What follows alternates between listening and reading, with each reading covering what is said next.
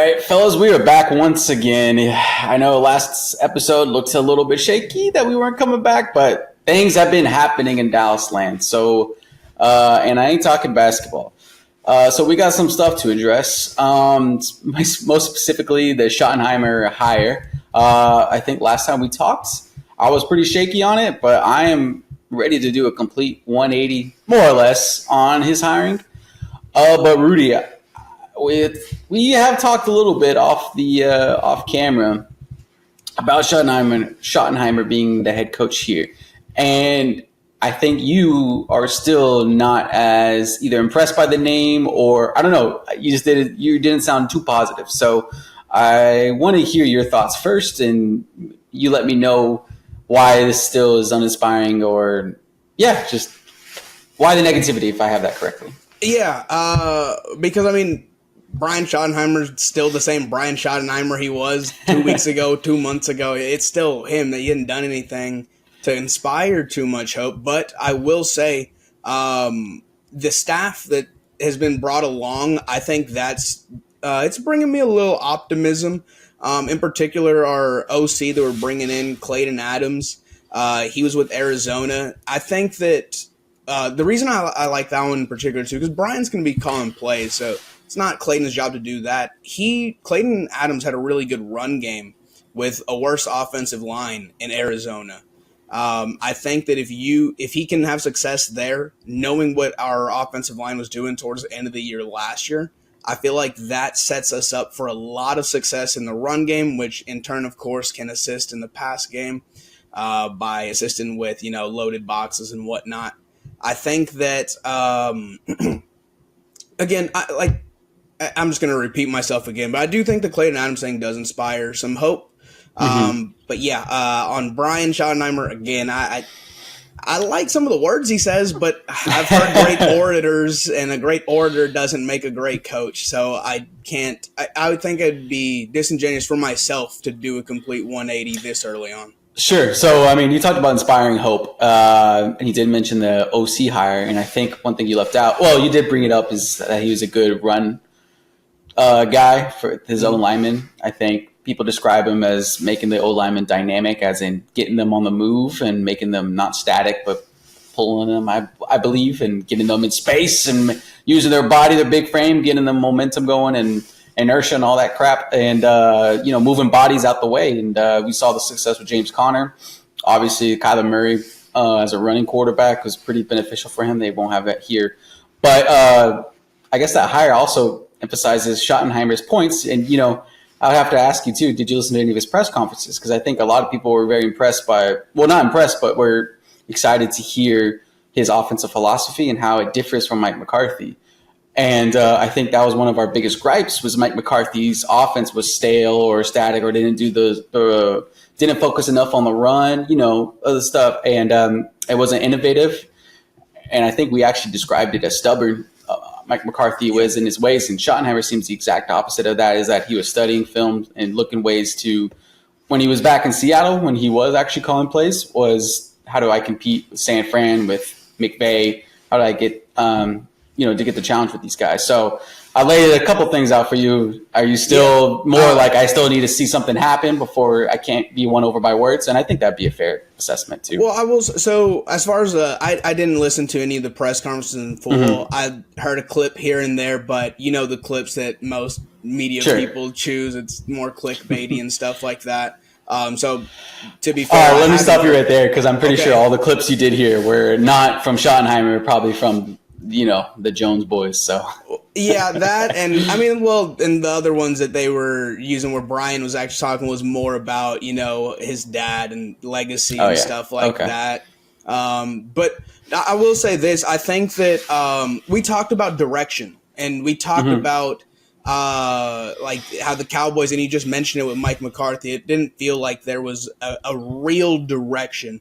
And as far as the hire goes, because words are words, but actions are different.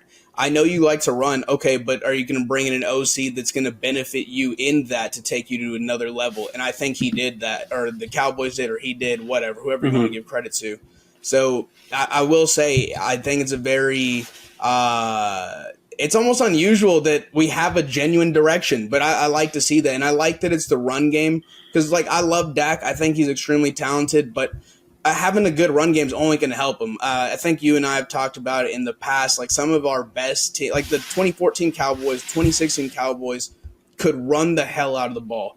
And then in the past game, you had Dez then, you got CD. Now you can make plays when you need to in that area. I know that will happen. I will trust it. But now to see the effort, and you talked about the specific strategies. I know he's a fan of the pin and pull, Clayton Adams is. And so, and getting big guys in space. So I do think that bodes well for our offense going forward. Yeah, we know Mike McCarthy was pass heavy, so it's good that he is getting a offensive coordinator, even though he won't be calling plays. Clayton Adams, the guy, he will be focused on a kind of like a run oriented offense, I would think, since his experience and success come from run heavy schemes. And honestly, I think that's almost better that there's not this. I feel like the entire tenure of Mike McCarthy, there's this power struggle on who's calling plays. There is none of that here. That's not going to occur. I think allowing Clayton to specifically focus on the O-line and any advantage he can gain with that aspect of the game, I think that's a really big positive for the Cowboys in our offense. Yeah, and I think you mentioned something good today too, which was power struggle. And I think kind of a lot of that, though, had to do with what the situation McCarthy was coming into. And then I think, Schottenheimer ain't coming in the same situation of like a holdover on offense or a holdover, as a coach like Kellen Moore or Wade Phillips having Jason Garrett. This is kind of surprisingly, in the most astonishing way, the front office has somehow stupidly got to the point where they have a clean slate and they're letting the coaches, pick their guys, pick their staff, pick who they want, and not forcing anybody on there. And in a way, it's probably good that Zimmer decided to leave, and Eberflus is coming in, getting his guys and who he wants. Same with Al Harris leaving. That there's nobody sticking over, and I think that is a really good fresh start for Schottenheimer and everybody he's bringing along. But before we get into the defense and Eberflus, I did also want to talk about what you mentioned about Dak Prescott in 2016, because that's where I wanted to get back to, and maybe I'll talk about why I'm doing a 180, which is I guess I'm not really doing a 180 on what I wanted as a head coach here, but I am doing a 180 on Brian Schottenheimer's name and some of the points we've already laid out, who he's hired, some of the stuff he's talked about, which was also not just being focused on the run, focused on being innovative on the offense, but also, letting the run set up the pass, letting the pass set up the run, coordinating this stuff together on the offensive game plan, which I think is something we needed. But it is going back to your player's strengths and what was Dak's best season. Well, I know Dak had a pretty good season with McCarthy, but his real success in the playoffs, well, not in the playoffs, but his real success came in 2016 when we had Zeke and the O-line doing a lot of the heavy work, and Dak was kind of taking advantage of that. So I'm glad that this is the situation we're going in. And I'm glad Schottenheimer is kind of saying stuff like this that is making me like saying, okay, this is good. Because those are all the things I wanted us to get back to, which was 2016 run, get rid of this pass first offense that we've been in. And if you don't mind if I jump in real quick, because we're talking about Dak's best years, and 2016 is definitely up there. But you could also look back at his tenure with when Kellen Moore was here, and then I believe it was the year after Moore went to, or was when we went to the Chargers. I mean, we were top 2-3 offense for like 3 of McCarthy's years. Yeah, here. And a lot of that was through the air for the most part. So I know he's extremely talented. I know he could roll out a little better in those times than he can right now and do a little more. But I think that it's assistance isn't the right word, but having a quality run game, it's only going to take that weight off of Dak a little bit more. But as far as his ability to go through the air and hit tight windows the way he does, I mean, he can we can be an explosive offense, but I like the idea of controlling the clock, running the ball a lot more. Lets your defense rest up a little bit. You kill more time. I like us in possession, and then again, I think Dak he could throw the ball through the eye of a needle, you know. So Hmm. I mean, we can be, I think, an explosive offense. There's still more work to be done, but I do think that all starts with. I mean, we've seen countless times over the last 2 years we cannot get a first down on a 3rd and 1 or 3rd and 2. Those short yard situations to keep the chains moving. I think now we have a much better chance at that, and that only bodes well for Dak again. So yeah, I do think that. I mean, the man's been explosive before. I'm not, but I don't want him to need to do that, and I feel really confident about going towards the run game.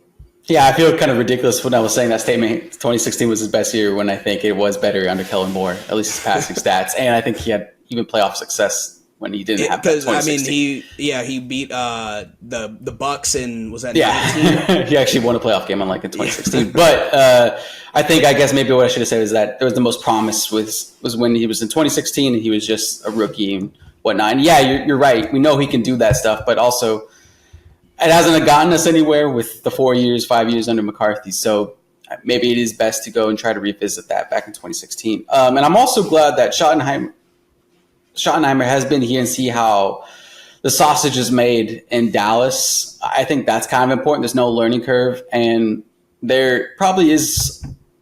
He sounds very humble. There is no ego coming to Schottenheimer as this is his first head coaching job that he'll have. I think that's also beneficial that he won't be trying to prove his point, like his offense is the only way and whatnot, which I think is what McCarthy kind of fell into, is that he was really stubborn about his offense and was really slow to change, as we talked about all season, and not this season, but last season. So I think those will bode well in the football sense. And it Yeah, also helps that he has some experience with the front office too, I and think it's seeing the natural seat thing. too. When you're, like you mentioned, you know, he was there, he saw how the sausage was made. There Hmm. probably were instances of him walking around practice like, why the hell are we doing this? Or like, why is McCarthy focusing so much on X, you know? Hmm. And so, yeah, I definitely think that it's a head start as opposed to bringing in a brand new head coach and seeing how our practices go, what's working, what doesn't work. And so, yeah, that is also an advantage. I think, again, initially I was real hesitant to go with a guy who has been here and it didn't seem like did much, but that is an advantage for sure over someone coming in blind. So, yeah, I mean, hopefully that bodes well because if he has first year success, man, that will feel very, very good.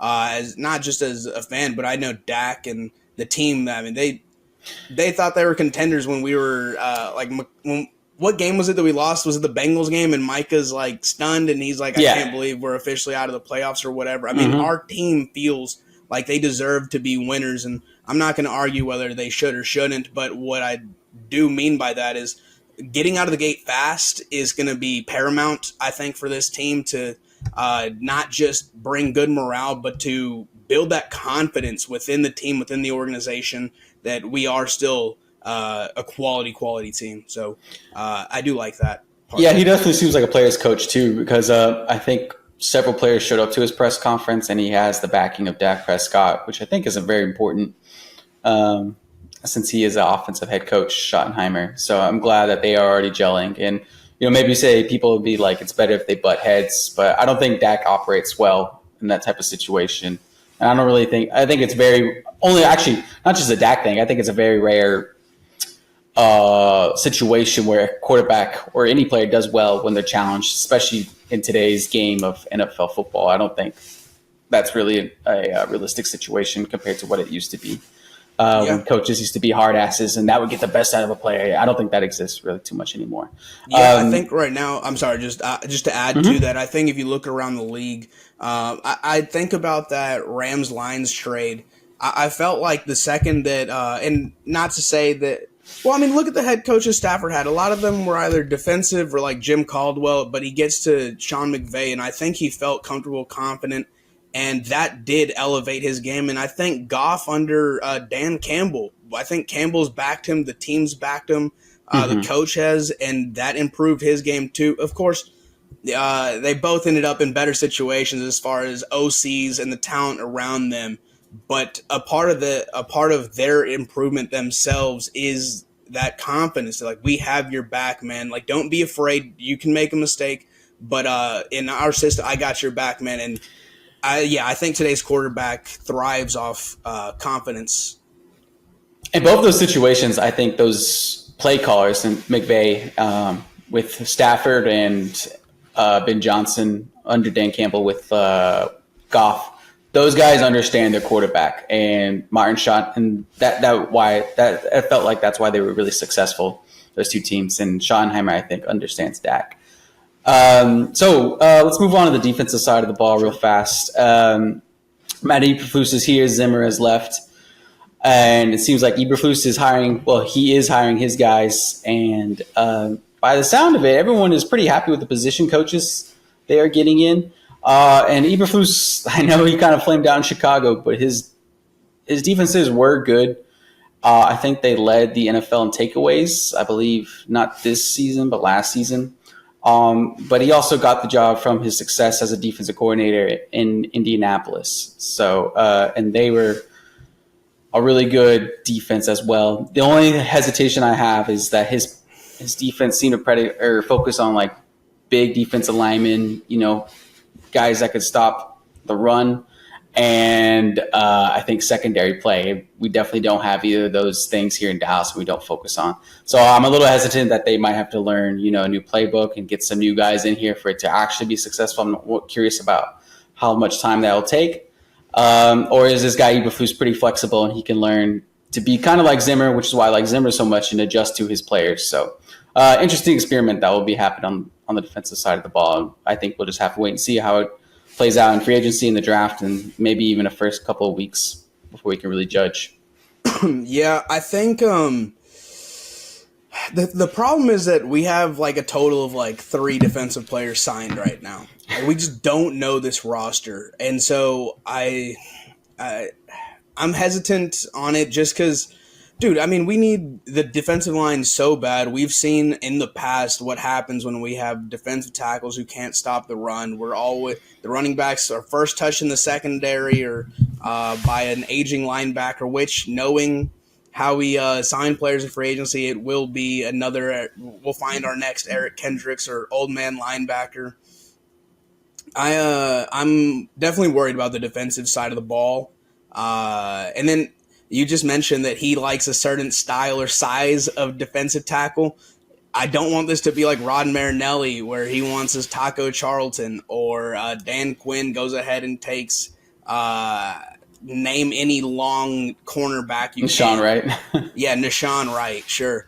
And so I really don't like that. If he has the ability to take what's given to him, let the scouts pick the players, and then he'll do what he can with them, I would love that. But I also don't think – I'm sure during that interview they were like, okay, yeah, you can bring in some guys you like as far as players go. And so that worries me a little bit. I never like a coordinator drafting someone. As far as the problem with Eberflus is the Bears kind of ruined his name. It's definitely like a sour taste in the mouth, and I don't necessarily think that's 100% on him. As far as learning curve, Micah learning his system or whatever, I think it'll be similar under Zimmer. A little bit, maybe the first month, slow start, but once you got it, you're good. And so I don't know, man. I'm just worried about the talent on the team more than the coaching right now. Yeah, well, we've seen DCs fail as offensive as head coaches before, and they go back and be a successful defensive coordinator. Not to mention Steve Spagnuolo. I'm expecting that with like Robert Saleh, right? Saleh, yeah. And our defensive line coach that we brought in, what is his name? Aaron Whitecotton. He was with the Jets most recently as well. And so, hell, bring me some of that Saleh mentality on that defensive line. That sounds beautiful to me. I would love that. So yeah, I don't know, man. I focused a little bit more on the draft. I should have been looking at the coaching staff a little more. So I feel like I'm shortchanging you right now. No, I was just going to end it on this, which was it does seem like he has a big hill to climb with personnel, playbook, and his players learning a playbook. But overall, while we may have been a little 50-50 on the Schottenheimer hire between you and me, I think I could definitely think I'm happy that the Cowboys are taking the defensive coordinator job serious, as I think since Dan Quinn has got here, they've kind of nailed it on defensive coordinators, which was Dan Quinn, Zimmer, and now Eberflus, compared to where we were prior to Dan Quinn with Nolan. And I mean, we can go further back than that with what was it, Monty Kiffin, Rob Ryan. It was dark days back in the day. So Mike Nolan would be the example of failing at head coach and also failing at defensive coordinator when you get demoted to that. Sure. And then also I think Eberflus is a good guy. The Cowboys did want to promote him when he took the defensive coordinator job at Indianapolis, but he said that he didn't want to do Rod Marinelli like that, and he wanted to go make his own name somewhere else. So seems like a stand-up guy, and I think the players will appreciate that. Even though if his name was muddied or he did look like an idiot in Chicago, I think he will find this is a good opportunity to rebuild his image. But let's look at the personnel next with the free agency and the draft. So, Rudy, free agency begins March 12th. And obviously the Cowboys will be very busy as we are expected to lose a lot of players. But before we get into the players that are I guess, let me say this also. A lot of players will be losing on the defensive side of the ball. And a couple of names are popping up that are available. And I wanted to just throw them by you real fast to see if any of these guys tickle your fancy. One of them being Myles Garrett, who is looking to be traded out of Cleveland. Rudy, can we be successful with only, 10 players on the defense? Well, 14 players on the defensive side of the ball. Can that be successful if we somehow finagle? Knowing the quality of the 14, nope. No matter how good the two players are, Myles Garrett and Micah Parsons. Well, first of all, the Jones boys. Myles Garrett ain't attainable with our front office being the way it is. So we can kind of just forget that now. True. That was silly of me. I apologize. And as far as Micah being the one-man wrecking crew he is, I mean, he's the most dominant defensive player in football, but that is just not enough right now. We need so much. My God.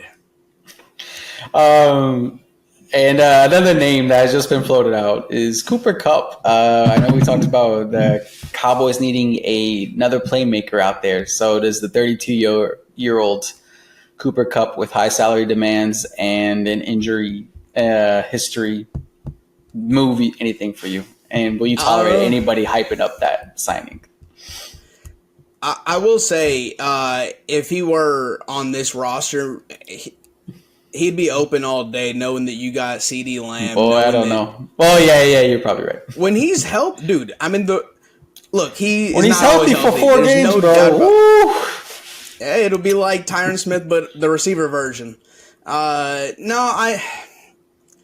First of all, again, don't think it will happen at all. No. Second of all, he does have a lot of concerns with him, but as far as his talent when he is healthy, he would absolutely be a contributor to this team. He would help us a ton. But yeah, no, I don't believe in it. Okay, yeah, respectfully, I disagree. I don't want that man anywhere near us. Okay, fair enough. His injury history, age, just doesn't seem successful. I'm sorry, I was being silly. Let's get serious. I got hopes for other guys to come help us. So yeah, on the defensive side of the ball, we talked about we'll be losing a lot of guys in the defensive position, specifically D line. Some of the bigger names, which was DeMarcus Lawrence, he is a unrestricted free agent. But also, let's see here, Chauncey Golston, who had a pretty nice second half of the season, and is a name that I would like us to keep. Obviously, Odigizua. I think he should be priority one, and I believe the front office has said as much, is that they are going to try everything they can. I don't know if they put it like that, but they said that he is very important for them, priority in the offseason. Let's see here. Carl Lawson as well. also had a nice end to his season. So a couple big names. Then, of course, I think the two biggest names is Odigizua, and I think people might say DeMarcus Lawrence, but I would think Jordan Lewis is a more high priority to get re-signed for this team. DeMarcus or Osa? No, I'm saying Odigizua priority one, priority two should be Jordan Lewis over D-Law. Lewis over D-Law. Yeah, I would say both those two are pretty close I think that their ability isn't what it used to be, but I think Jordan Lewis is still closer to his peak than DeMarcus Lawrence is. I do think DeMarcus Lawrence is an outstanding leader. I think he has that workhorse mentality that other defensive linemen, and let's face it, it's either going to be 40-year-old. Our defensive line will be comprised of 40-year-olds and rookies because we're not going to pay anyone in their prime right now. And so I think that if you want to set an example of how to train, how to work hard, you need to keep DeMarcus Lawrence around. Priority is absolutely Odigizua. I mean, he had a fantastic year this last year. You need defensive tackles anyway, and so if you're able to bring him back, then good. Do that, absolutely. And Jordan Lewis, like I was saying, he's closer to his peak than Lawrence is. I mean, he had that one pick earlier this year where he just rips it out of that guy's hand. I forget the receiver, but he just rips that shit, and boom, our ball, let's go. But he's also a great tackler as a defensive back. I love his bulldog mentality. He ain't scared to hit anyone or talk to anyone. He'll get in the media's darling fighter, George Pickens' face, and George Pickens is forced to hit him with that late face mask after the play to try and get in his face. But I don't see us getting all three back, but bring me two of those three, and I'll feel at least somewhat confident that you have retained good leadership and good work ethic between them. Yeah, the biggest problem is I think Odigizua will be looking to get paid, and he will absolutely be the most pricey one. That will probably eliminate DeMarcus Lawrence, who has the highest, I think, salary demands out of everybody. He already has $7 million against our cap next year too. So yeah. So you might be able to get a team-friendly deal from Jordan Lewis, but definitely not Odigizua. And I would think maybe DeMarcus Lawrence may want to just stay as he is 32 or 33.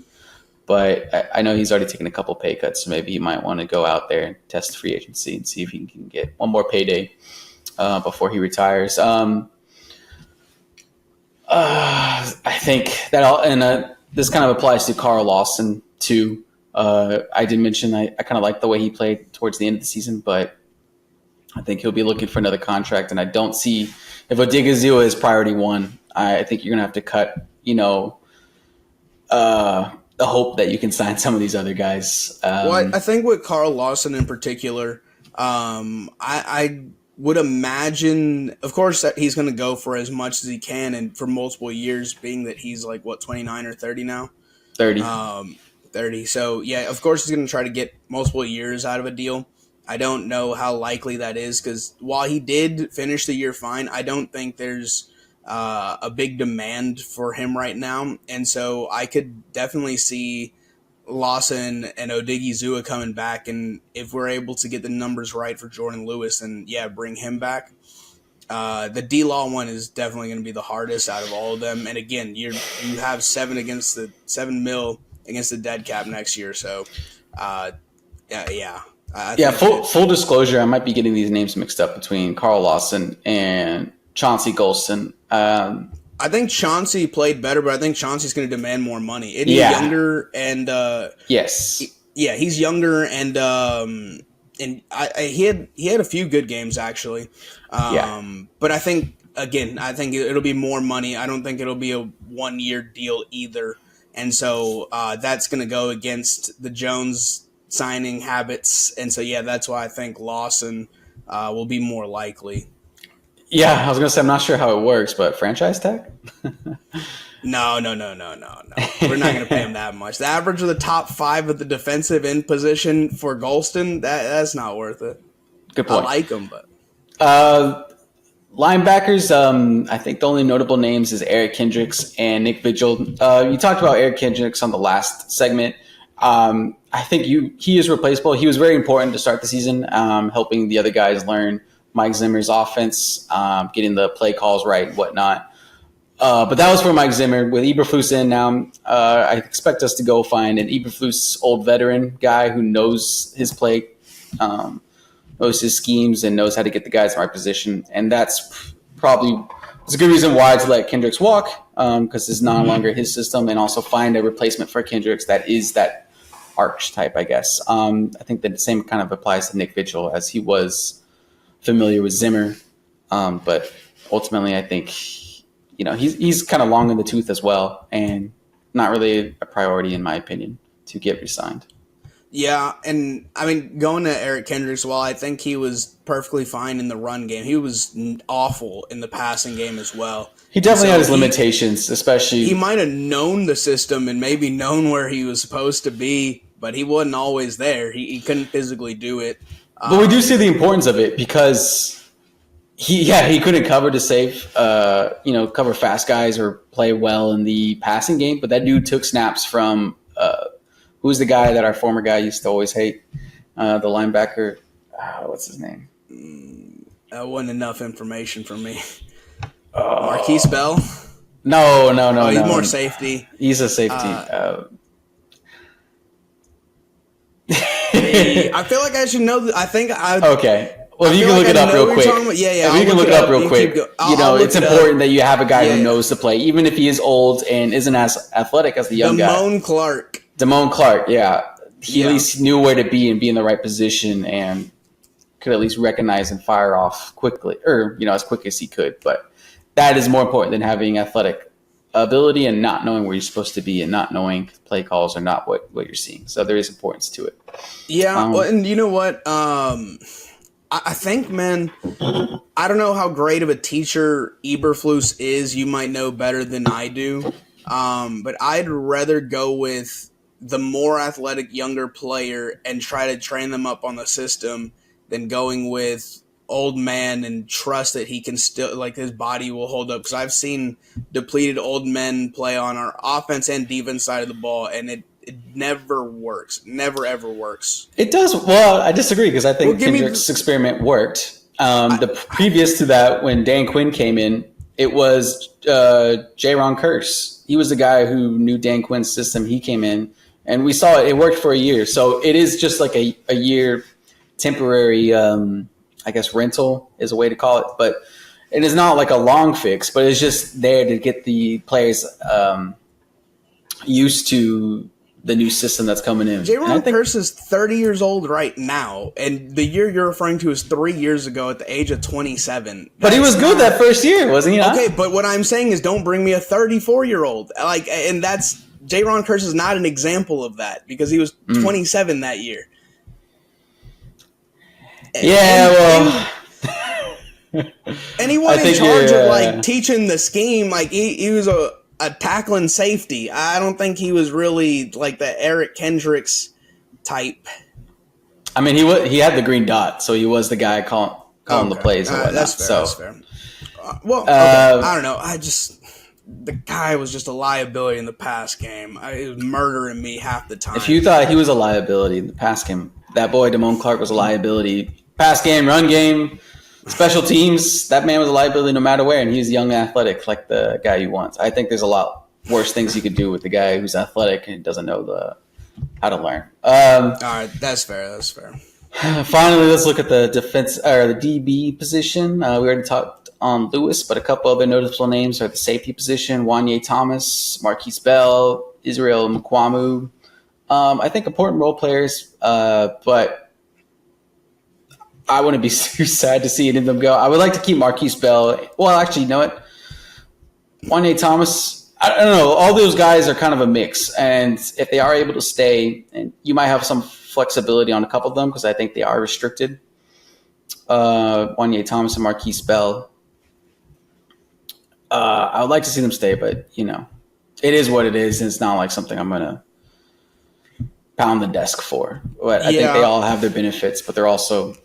maybe you can't find them. I mean, they would, of course, be role players for us, and I mean, they're all young, right? None of them are young, but I think two of them left on injured reserve. I think Marquise Bell broke his arm or separated his shoulder late in the season, and I think Wanye Thomas might have had his ACL done. I'm not. He had some leg injury late in the season. So that kind of leaves Mukwamu, but this team has never really valued Mukwamu, and I think he's been very frustrated here in the Cowboys system because they keep moving him from safety to corner, back to safety, and they haven't found a real spot for him, despite a lot of positives he has in the locker room and his measurables, but it just hasn't seemed to click here. Yeah, I mean, well, as far as our safety positions go, we need help there, man, and we don't value it as a franchise's front office. They don't really value safety highly. I think if any of them come back, it's because the Cowboys struck an extremely team-friendly deal. But like you said, I wouldn't miss any of them in particular. I don't think that Israel Mukwamu walks and we're like Devastated. What the hell are we doing? Yeah, none of us are going to be devastated if they walk. So bringing in some fresh faces and maybe that fit Eberflus's scheme better, that's fine with me. Yeah, I'm not going to miss any of them. Yeah, they're important, but not that important. I guess I can think of a better way to say that. There were parts of the season where each of them were of course. pivotal, but it's only because of injuries to other players. It was never because their talent outshined someone, So, I'm not going to miss them. That's a good point. On the opposite side of the ball, big names, Dottle and what's his face? Kevontae Turpin. Brandon Cooks, but I think we all know that he's probably gone. And honestly, I wouldn't want him to hang around, to be honest. And of course, Zach Martin. But it sounds like, as I heard an interview of him recently, it sounds like he is pretty fine with, being let go or, retiring. And I think that's good for you specifically. And honestly, for me too, I think it's better that we don't have that situation kind of hanging over our head of keeping a veteran around too long to the point where it's a detriment to this team, to the development of the younger guys. So it's probably a good thing. And I think his salary is pretty high too. So it's probably a good thing that Zach Martin leaves. But I think Dowdle and Turpin are probably must-keeps. Turpin, he is dangerous and on special teams and on the offensive side of the ball. Dowdle, important to keep him around. I don't want him as RB1, and I think that should be very important if they do get him, is that he should not be the problem is solved at running back if we keep him, but he definitely has a place on this team as RB2 if we can somehow make that work with him and tell him that that's our goal with him. Yeah, so when it comes to the offensive side, I've been adamant all season that Zach Martin just doesn't have it anymore. I would be perfectly fine. In fact, ecstatic's a little strong, but I'd be happy to see an offensive line without Zach Martin, which is crazy to say, especially we were reminiscing on 2016 earlier, and he was a stud, but that was 9 years ago, and we're not living in that era anymore. We're not living in that decade anymore, in fact. So, no, I would be happy to see him not be on our team anymore. Respectfully, but yes. Respectfully, as respectful as I can be. There was a time where I needed Jason Witten gone, but still, one of the greats who ever wore a star. But when it comes to Turpin, I've said it throughout the year too. If you can't, and more than anything, it was an insult against McCarthy, but it goes to Schottenheimer too. If you can't find a way to use Kevontae Turpin in your offense, you're the problem, man. He is extremely flexible between being in the pass game, the run game. Of course, he can do special teams at a high level. So I need him. I would love to see him back. He's just a jack of all trades, Swiss Army knife type. So no, I very definitely much has a place. Mm-hmm. Absolutely. And so, I mean, when you're not paying Martin and Cooks anymore, I know we're paying other people, but there's some room. We can definitely fit his salary on the team. Yeah, I guess actually this is a good point to kind of contrast Turpin to the safeties that we were talking about, Mukwamu, Bell and Wanya Thomas, that they're good guys. They're good players on this team, but they never really made a position their own. I would say Turpin is the opposite. Like, he has made the return position his. He has made kind of gadget plays and certain plays, like going deep. It's slant routes that he can just break wide open. He has made plays in the past couple seasons, and he has made a name for himself and fought for himself to stay be a target in free agency. I think even when we use him as a regular receiver, like, I know that, it was towards the end of the season, I forget the exact game, but it was like a third down. He kind of runs this, like, shortened stop route, slightly high, but he gets up there, catches it in traffic, gets hit, first down, keep the chains moving. I mean, you can rely on this guy. He doesn't need to be as tall as a T.O. or as he doesn't need to be as the route runner that Cole Beasley was in his prime. He does everything well and well enough, I would say. So, and I can't think of a time where I was like, oh, his hands are terrible, so that's why he only belongs in the run game. So no, I definitely think that Schottenheimer would be doing a disservice to himself if he's not able to convince the Joneses to go ahead and pay that salary, whatever it is. And then as far as Rico Dowdle, I know that you and one of our former you might be lumping me in with. I think you just said the sentence 2 minutes ago, so I don't think I am. But the sentence being that he can't be a number one. Would I like him to be my number one? No, I do think you can find someone better, and we're going to get to the draft in a little bit, and I know there's some running backs that I would love to see on this roster. But that being said, I think that on 15 teams in the league, 16 teams in the league, he can be a number one. I saw how he ran the ball. I saw how decisive he was. He went for over 1,000, and the run game was horrible for 6 weeks. So I think he's a quality – I think he's a solid running back, man. I don't think that he's a guaranteed backup. I think that when I think of backups, I think of guys like Zeke, who can barely make the roster and definitely should never be your number one. Whereas Rico, is he the fastest? No. Is he the strongest? No, not at all. I won't say that, but I think he's reliable. When we called upon him towards the end of the year, the man came through every game. He went on a streak of like 6 games of over 100 yards or something. So I do like him. I do want to pair him up with another running back. Again, I'll talk about that when we get to the draft. But I want him on this roster for sure. I almost fear that he played so well, his contract demands will be too high for us. And then we're just going to have to go with a free agent and a rookie. And again, knowing the free agents we like, that terrifies me. So I want Rico back. Or it's time for Deuce Vaughn. Before we get into the draft, just the last 2 names on this list that I find interesting, and it's Chumo Edoga, left tackle, and Brock Hoffman, the right guard.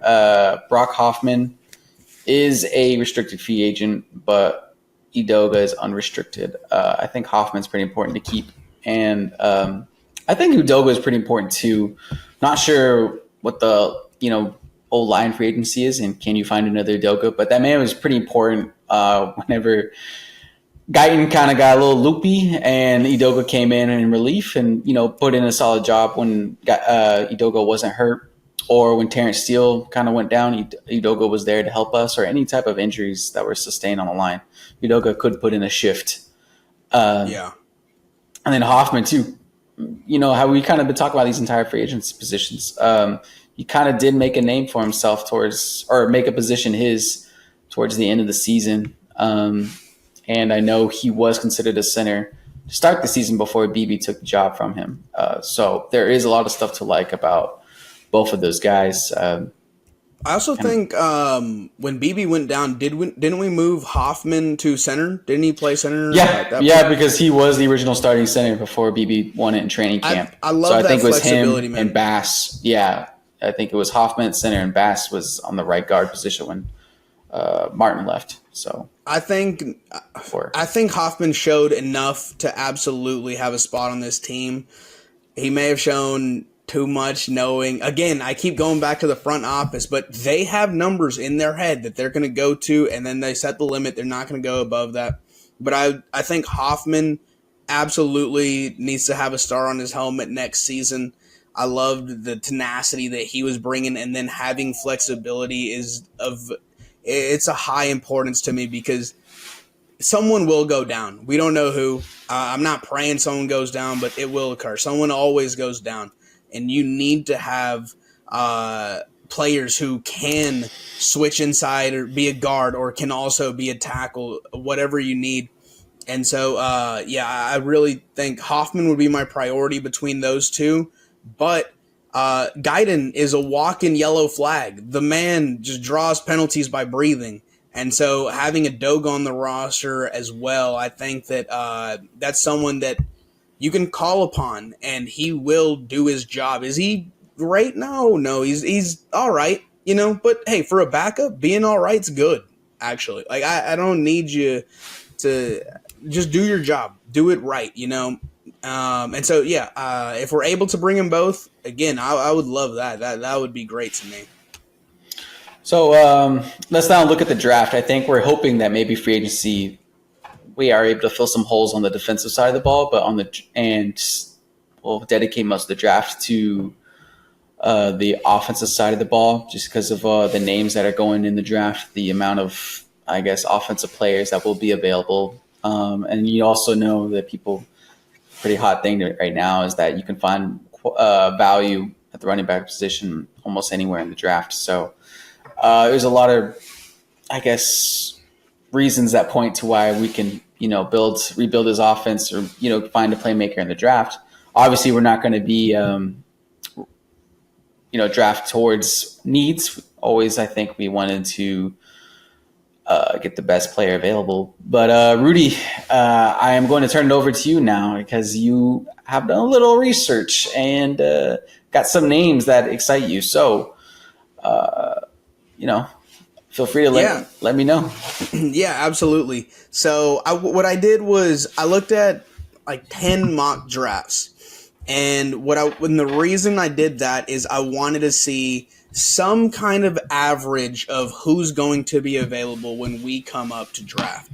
So the guys that I did not watch would be guys, of course, like Travis Hunter, because he ain't going to fall. Another one was a receiver from Arizona, McMillan.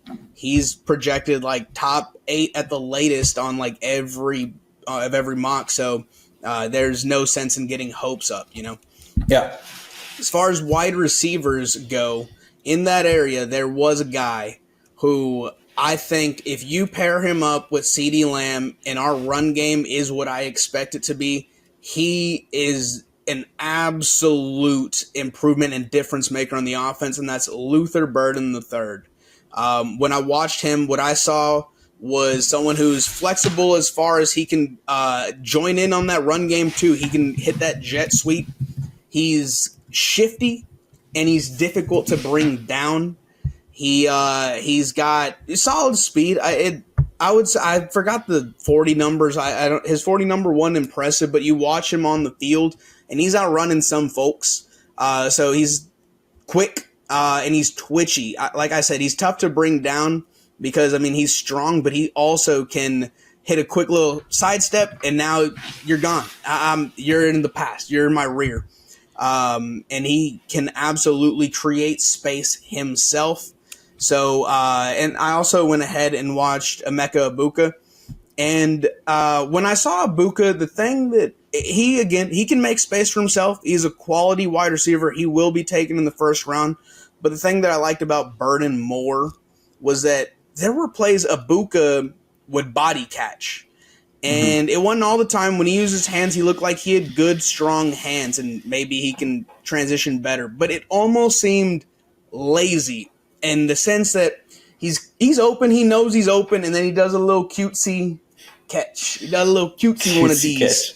And that was really bugging me, man. When I see that, I don't see that translating. I know how defensive backs in the NFL, they love to poke that at that last second. They're quick, they're stronger than defensive backs in college.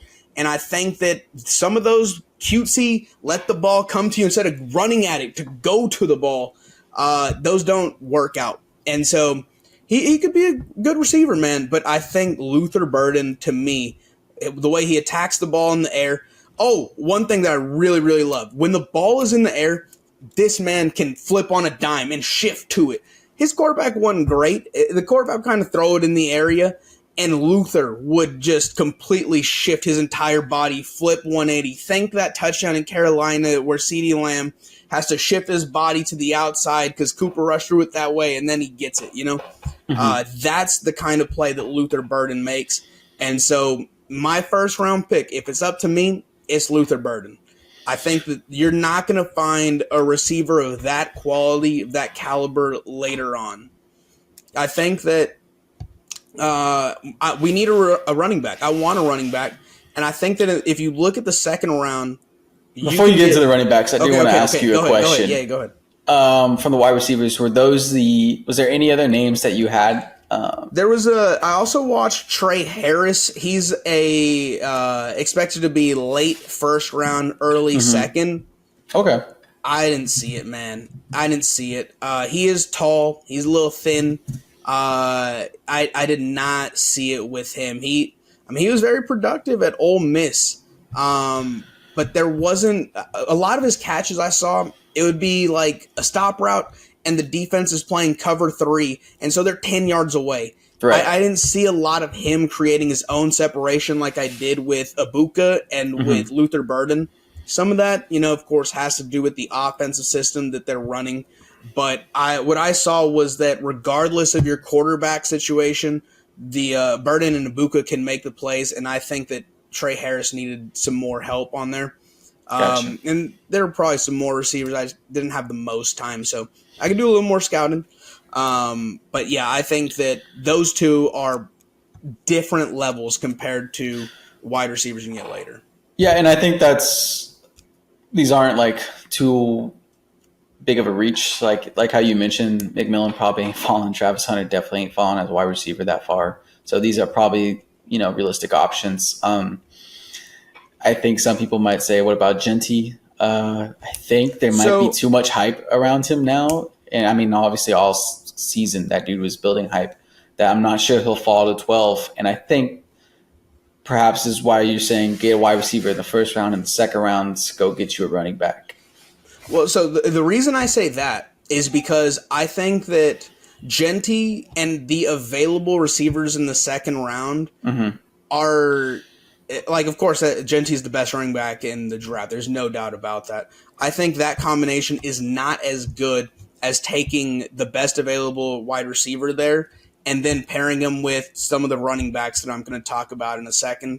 But if we do end up with Genty in the first round, I'm not going to complain. I know damn well how talented he is. And I will say, as far as looking at all those mock drafts, no one knows where the hell Genty is going to go. I would say the majority did have him in the top 10, but I saw someone put him down at 24. That one, that I think I saw that one about. Too.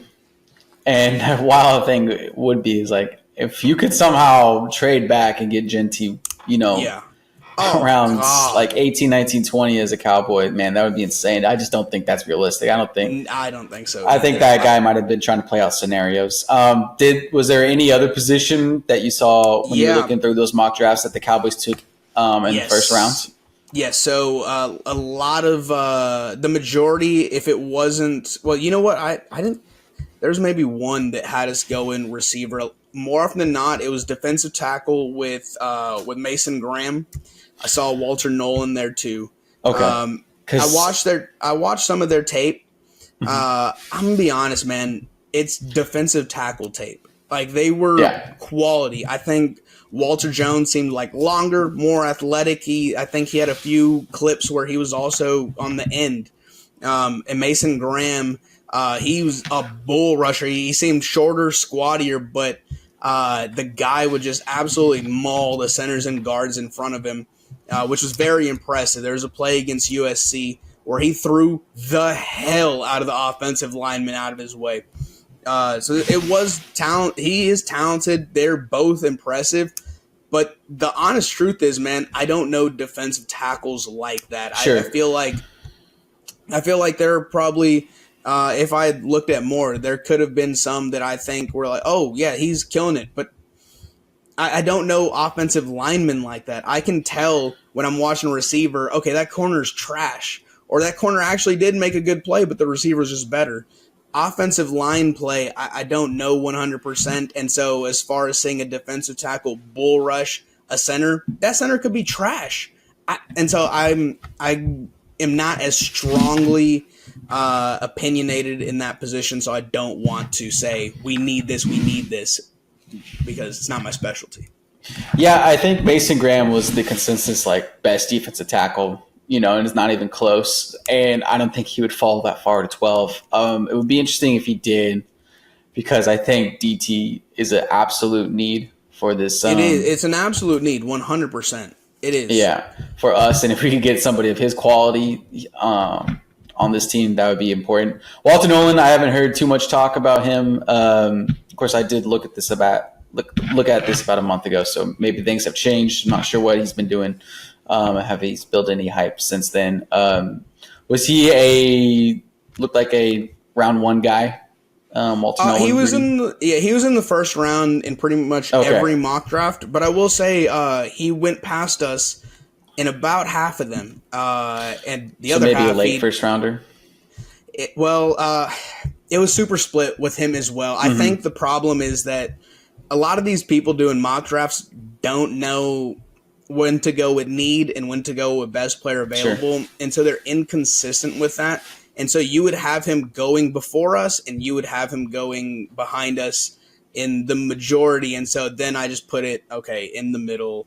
I'll just scout him. He could be a Cowboy or whatever. So, yeah.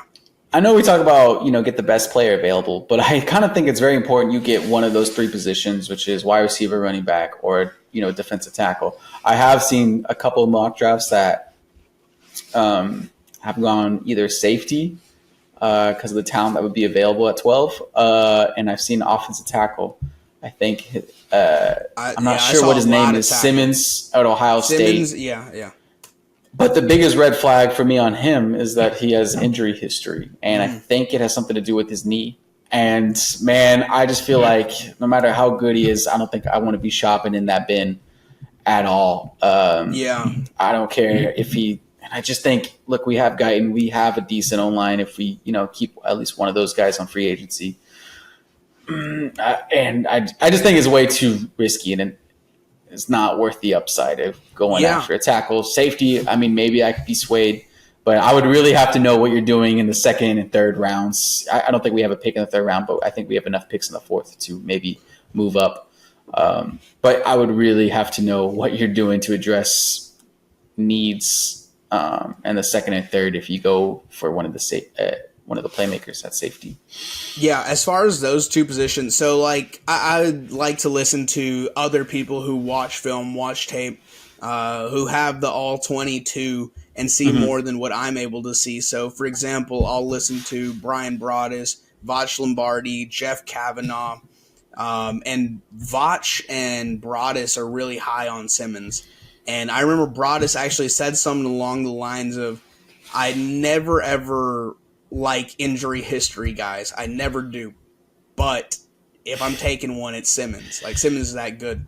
The thing is, Ian, and I've told you that I remember I was talking to you and a friend of ours, and I was saying, always go best available, always go best available.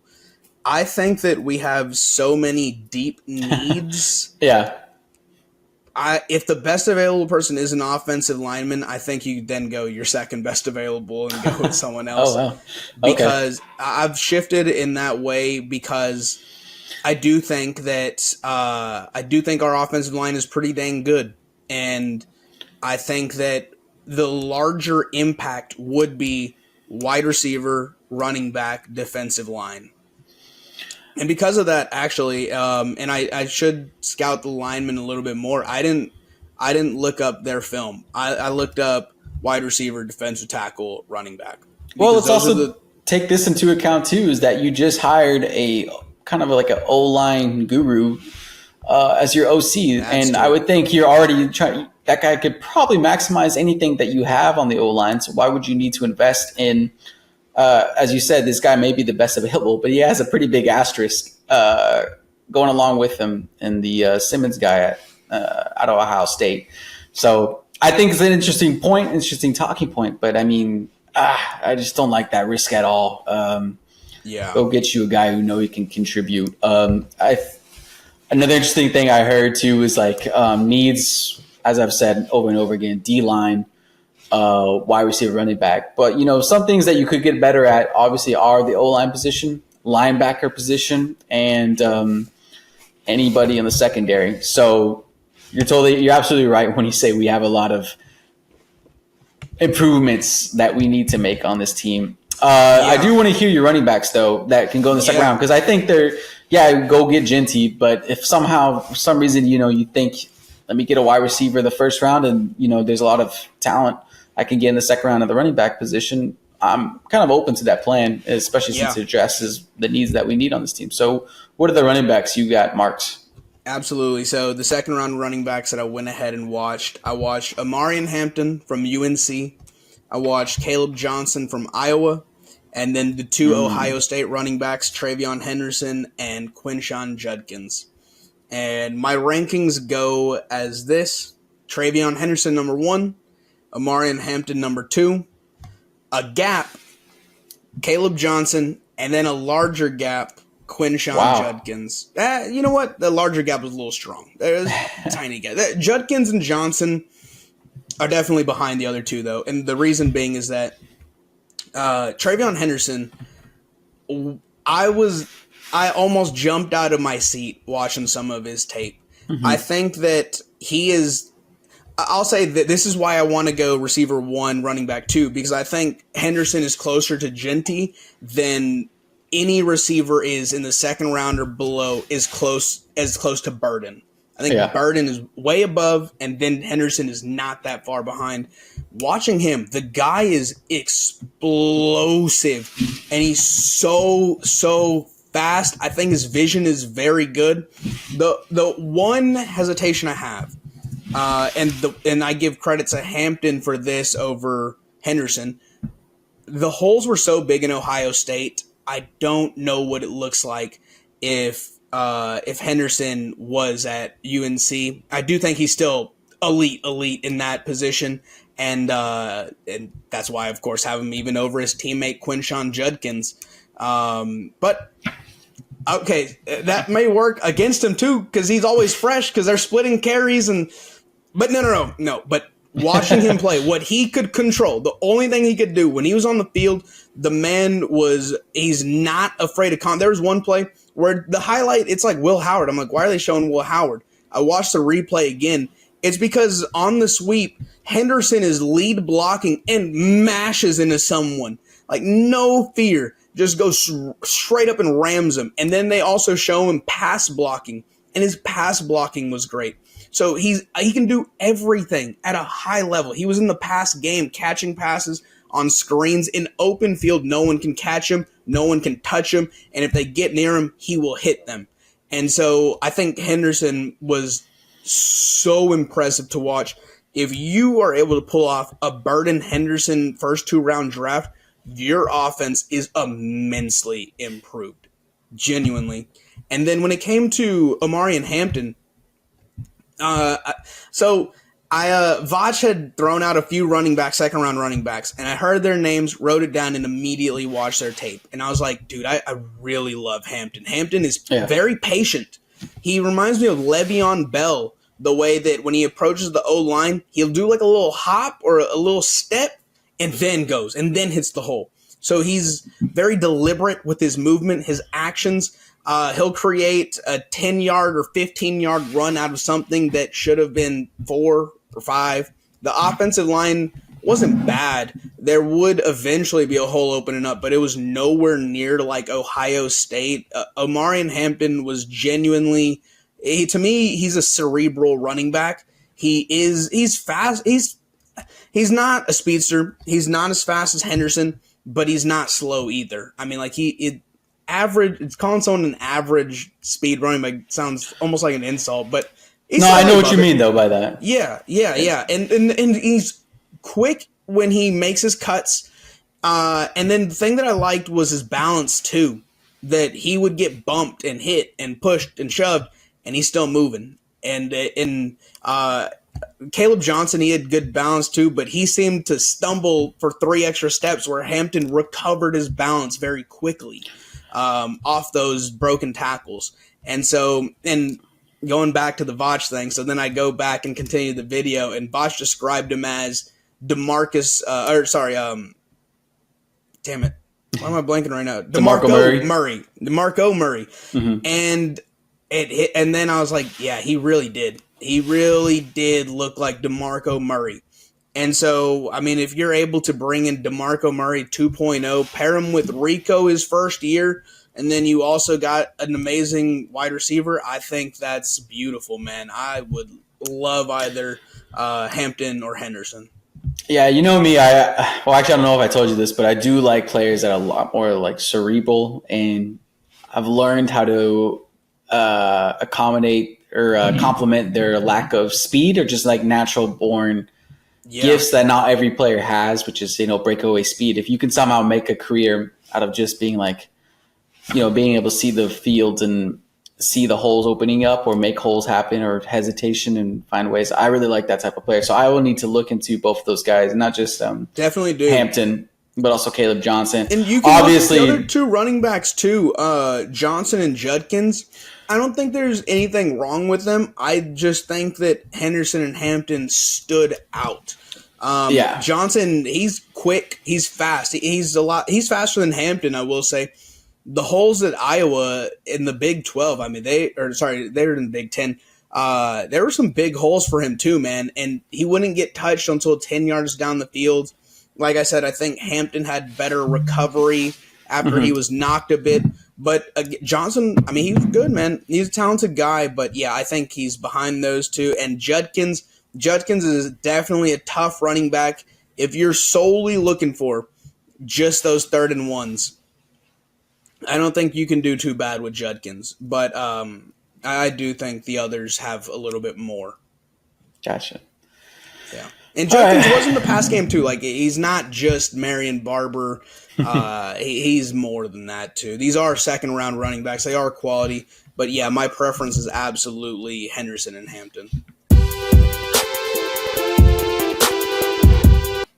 Ian, well, first let me evaluate the 2 teams. I'm not us. Sure if I said this before in this podcast, but first I think let's look at Philadelphia. Man, I kind of think they're almost like their team that is just too talented to fail to lose, I guess, let me just ask you a loose and they complement themselves overview really how well. You're feeling this game will on the go offensive side of the ball, which is garnering all the attention. You have like a big question mark in Kellen Moore and Jalen Hurts. Is he a good quarterback? Has he lost it? What's up with him? Kellen Moore, is he a good play caller? Blah, blah, blah. It doesn't matter in the end because a couple plays and Saquon Barkley will break open a 75-yarder because he's just that good. Or the O-line will create a hole for Jalen Hurts. And, if he's just got to run, that dude can do that. And Jalen Hurts will go on a 50-yard run and score. And then you also have talent on the outside, A.J. Brown, Devontae Smith. So even if your OC is working against you, being too transparent and too conservative or whatever, they're just good enough to overcome it. Same with the quarterback. He's got enough talent on Goddard as well, just on too many players to win one-on-one battles. And, of course, everything opens up with Saquon Barkley. So, and on the defensive side of the ball, I'm still not impressed with the personnel, at least on the back ends, the secondaries and whatnot. But the D-line is really talented, and Vic Fangio is also just too smart, too clever to let his guys down. So they definitely seem like the better team. But on the other side, there's Kansas City, and you have just a genius head coach and a genius quarterback in Patrick Mahomes, and he has this connection with his guy, Travis Kelce, and he's able to get the ball over to a couple of his playmakers. Sorry, I'm losing my train of thought, but I don't know. You just have like a really comfortable team in Kansas City. They're not as talented as Philadelphia, but they are they're just a well-rounded team. They have their leaders, so they know they don't have any question marks with the head coach or the quarterback. So it is a really interesting. We have two different teams that are doing battle, but man, I think it's pretty interesting that you have the ultimate chess piece in Patrick Mahomes and Andy Reid that Philadelphia doesn't have. And the defense is just so underrated for Kansas City, and Spagnuolo has once again done his thing, at least in the AFC Championship game. So that's the way I see it. I'm not sure who comes out on top. But if I had to make a prediction, I guess since I kind of believe in jinx, I guess I'll go Philly. Man, I hope the jinx comes through. While Kansas City, it's gotten. I think I predicted them to lose to the Bills. I think I might have predicted them to lose to someone else. I forget because, goddamn, every game they play is so tight. They can't win every game by these tight margins. But look, man, I think while you did bring up, of course, Mahomes and Andy Reid, the biggest thing to me is their defense. Their defense is out freaking standing. And I think that between Steve Spagnuolo and Kellen Moore and Chris Jones and Jalen Hurts, I favor the Chiefs big time, actually. I think just as far as those specific matchups go, the DC versus the OC, and I think that the Eagles haven't faced a defensive line like the Chiefs this postseason. Of course, Washington doesn't compare to that, and then they also beat, who was their other playoff win? I'm forgetting, I wrote it down somewhere.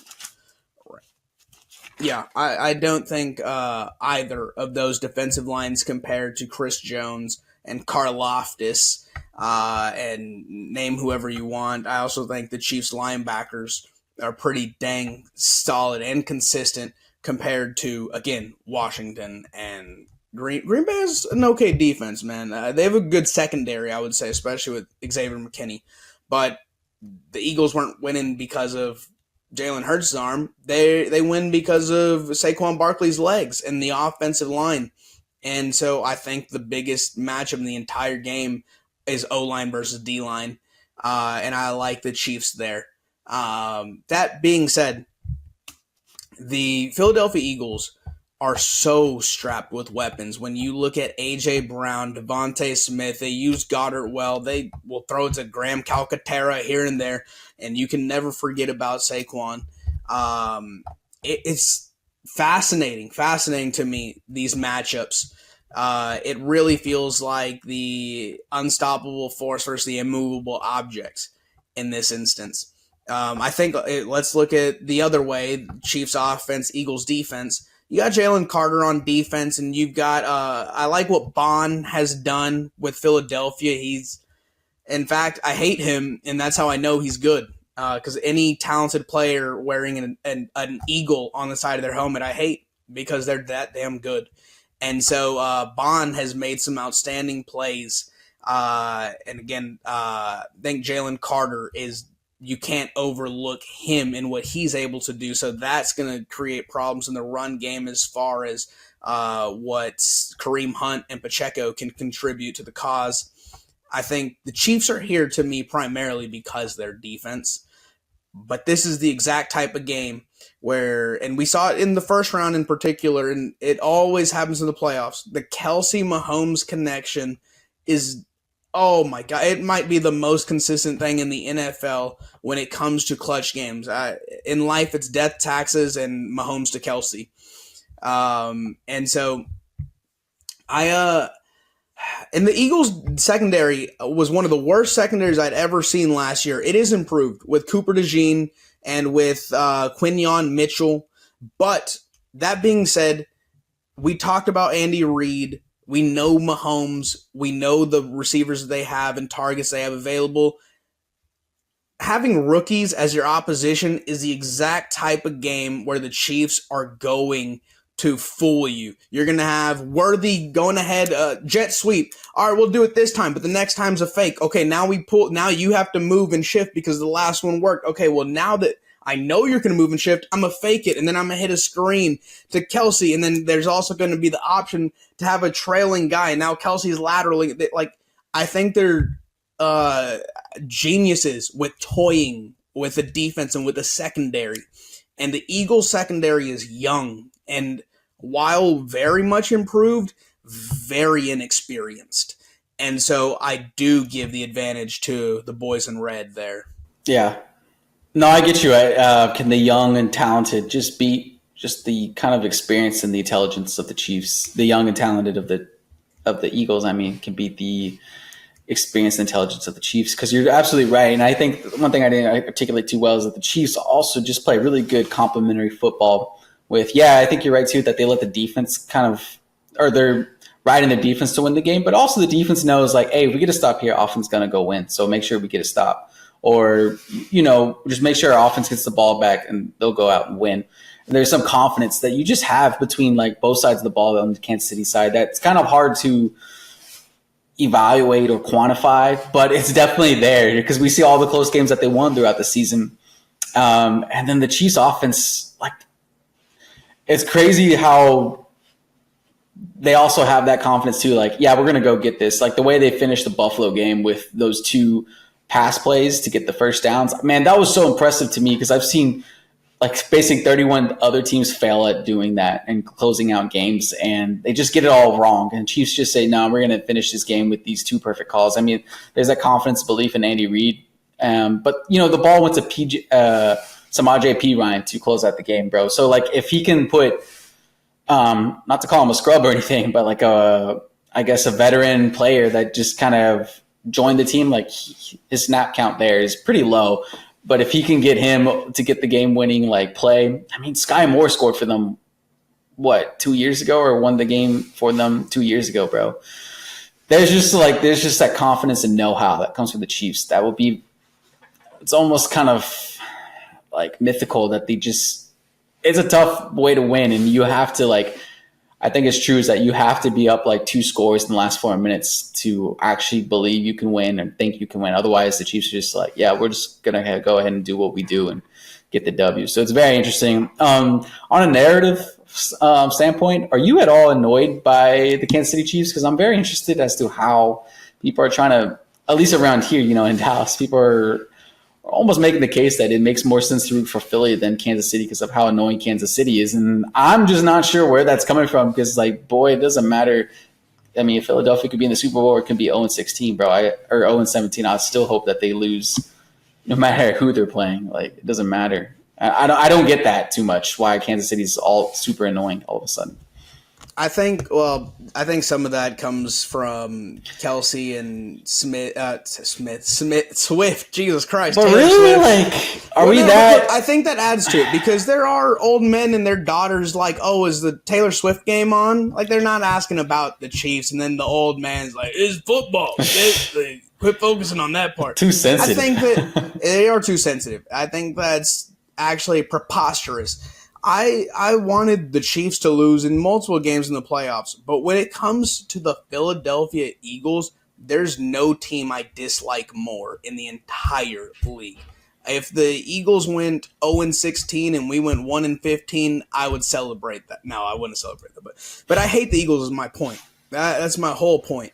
Mm-hmm. And so regardless of Kansas City's success getting boring or is too much or Swift and Kelsey are too much or Mahomes getting annoying, I don't care because I know their opponent. And so I'm for Kansas City taking this all day. I mean, when the Eagles won that first Super Bowl against the Patriots, radio, TV, everything, anyone talking sports, it was the most annoying thing on God's green earth to hear them talk about Nick Foles and who's that former Jags coach as well, Peterson. Yeah. God, I hated it all. I hated to hear it, man.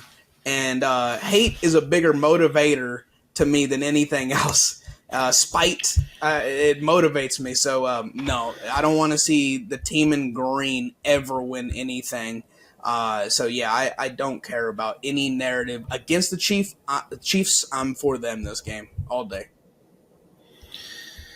Well, it'll definitely be an interesting game. like I said, I think I'm taking Philly just because they're just too talented. And yeah, I hate to say that, but I'm Look, really man, hoping in that the as the jinx most is working. neutral observer as I can be, I don't think that's a bad take. I think it'll be a close game down to the wire. While I am taking the Chiefs, I do believe in their defense. I do think they can be consistent down the stretch. They're more experienced. While I do feel that way, I do know the Chiefs' offense has not lived up to their potential this year. I know that. And I know the Eagles' offense has been more effective than it's ever been. And I know that Saquon Barkley, I mean, look, everyone went goo goo gaga on that first touchdown against Washington, where he takes 60 yards, but he's not touched until he's 16 yards down the field. That doesn't escape me. I do know how deadly their run game is with that offensive line, and then you add Saquon on top too. It's a deadly combination, man. You know, you did say something really interesting, and you say a lot of things interesting on this podcast. But one thing that I really noticed was the way you described that they're the opponents of the Eagles. I don't think they played a caliber like Kansas City. I think the closest team to that caliber was the Rams, and the Rams damn near got them. And that was in the snow and out in Philly. I didn't think that the Rams had a chance when the weather started acting up, especially when it was just cold. But I think Kansas City is a lot more talented and Mahomes, Stafford's really good, McVay are really good, but I think if there's anybody that's above them, it's definitely Andy Reid and Patrick Mahomes combination. So that's very interesting that the Philadelphia Eagles, yeah, what they've done is impressive, but I don't think they played an opponent like this. Whereas if you look at Kansas City, man, I think they kind of damn near just played the Eagles, granted at home, but in Buffalo I think Josh Allen, he's better than Hurts, but he's also, the running kind of type quarterback. And obviously, like, if you look at the running back, Barkley ain't that guy. But I think you could kind of cancel each other out, their running back quarterback, duo compared to the Philadelphia Eagle running back quarterback duo. And with it just, the talent around the field too on Buffalo and the fact that they've been there, they have the kind of the confidence that Philly has, even though, I kind of feel like Kansas City did just do battle with the Buffalo team that is very similar to Philadelphia. So maybe they had that a little experience in the game. Also makes Kansas City not too surprised by what they'll face, whereas Philadelphia might be in for not a shock because it's the Super Bowl and they obviously are playing the best AFC team, but this is a different animal than what we faced so far on this journey to the Super Bowl. So yeah, be very interesting. I completely agree. I mean, before that before the Chiefs game-winning drive against the Bills, Josh Allen took his team down and led them to that touchdown and gave them the lead late in the game. And to me, that's not because Kansas City's defense was inadequate, but rather the level of competition and the level of play that Josh Allen was performing at was just that high, that outrageous. And I don't believe in that same circumstance, with better receivers, mind you, that Jalen Hurts can go down and do that. And I don't believe that Kellen Moore is the type to, late in the game, still stick with his run game. I mean, he might still trust Saquon, and only time will tell, but I do think he'll go back. He was a quarterback. I do think he'll fall into the habit of, well, we got to throw for the win. Let's go at it. And I don't trust Jalen Hurts to do that. Yeah. And so that being said, I like Kansas City. I'm taking Kansas City. But it's gonna be a great game, man. I will enjoy. I can't believe I say this about an Eagles player in general, but I like watching Saquon run. Their offensive line's great. It's gonna be fun, man. It is. But KC in the end. All right, KC for you, Philly for me. Anything else? I think that's all. Let's get out of here. Nice.